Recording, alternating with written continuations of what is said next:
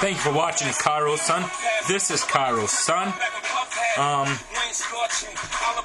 And this is the part 2 of the martial law takeover Pittsburgh G20 summit. Now, the reason why I made this video is because I wanted to inform my audience of what's going on politically in the world. Now, I usually don't do too many political videos, I know. I'm usually the fun type of guy.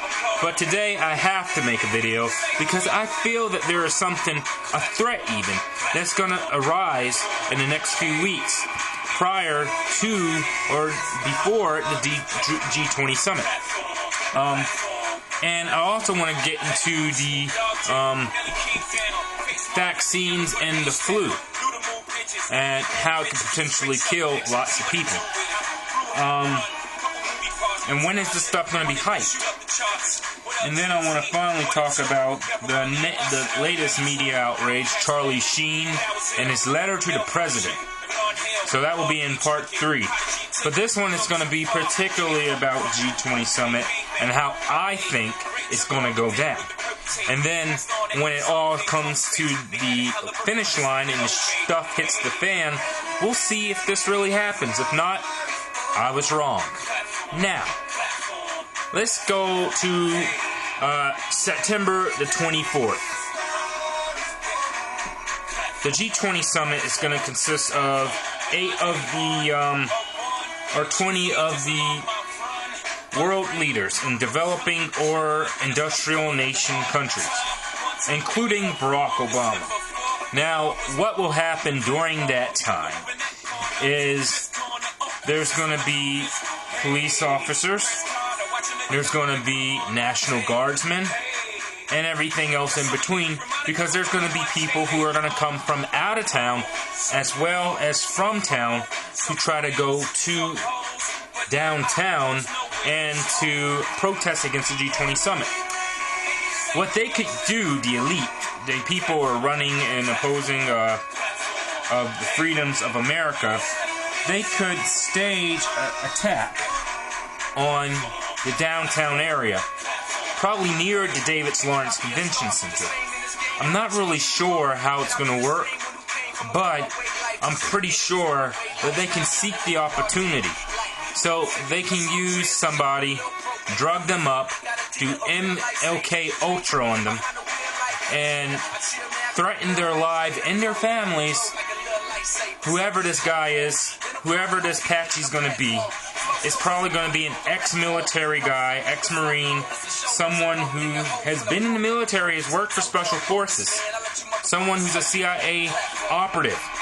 They're going to use that guy, and they're going to tell him to do something in Pittsburgh. Release a deadly attack, release a bomb in a building, the government building, in Grant Street. They're probably going to even release a biological attack on Pittsburgh, and they're going to use Pittsburgh as their forefront guinea pig experiment for what's to come in the broader picture of what's going to happen in the next few weeks to next few months. Now remember, why would they have the G20 summit in Pittsburgh is a question that I'm scratching my head for. Well, let's think. Isn't Pennsylvania, particularly southwestern Pennsylvania, home of Constitutional Party people, home of Republicans, home of redneck scumbag, Ku Klux Klan? I mean, Pennsylvania, I know Newcastle, I believe, is the home formation of the Ku Klux Klan. Also, take advisory that Pittsburgh, Pennsylvania, as far as being a capital of service and medical centers, it makes sense to have an attack in Pittsburgh. Because remember a few months ago, there was this guy who shot the police out in, near Homestead, I think. It was a few months ago. And he also shot his mom and himself along with him. They found the dude was a fan of Prison Planet and Infowars.com. And they're going to use the previous events that happened here in Pittsburgh and blame it on the enemies who they're going to claim as right-wing extremists. So they're going to use that event from back then and twist it over to the event that's to come, which is the G20 summit. I don't know what kind of terrorist attack they're going to use, but I do know they could potentially link that to the event followed. Now remember, ladies and gentlemen, you have to understand the psychology of it. Why would they have it in Pittsburgh? I would like to know your feedback on that. Why would they have the G20 summit in Pittsburgh, Pennsylvania? Why couldn't they have it in Los Angeles? Why couldn't they have it somewhere that was more liberal, more non-conservative? Why do they want to have the G20 summit in a conservative part of the country? We all know that Pittsburgh, Pennsylvania is a safe blue state. However, like I said before, there are a lot of conservative people here.